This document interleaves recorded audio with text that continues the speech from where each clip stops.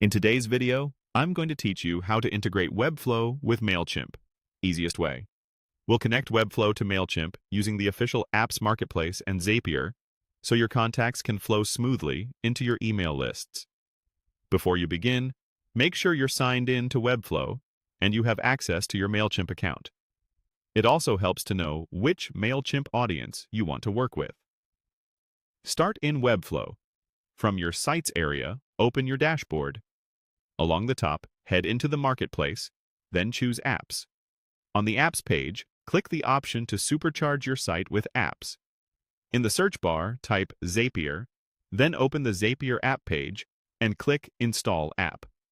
This adds the Zapier integration to your Webflow workspace so you can automate tasks without custom code. Once installed, choose the option to connect Webflow to thousands of apps. This opens Zapier. In the Zap editor, you'll see fields to choose and configure the services you want to link. In the app search, type Mailchimp and select it. Next, choose an event.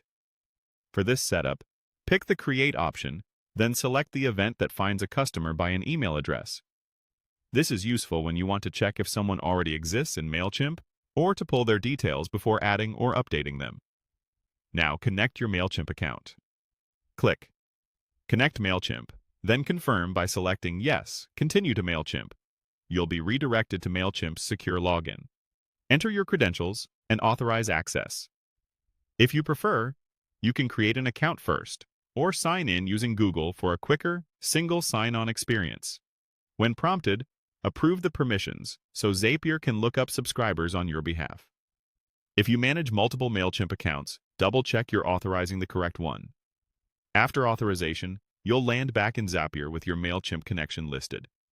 From here, you're set to continue the configuration, like choosing the Mailchimp audience and mapping the email field coming from Webflow.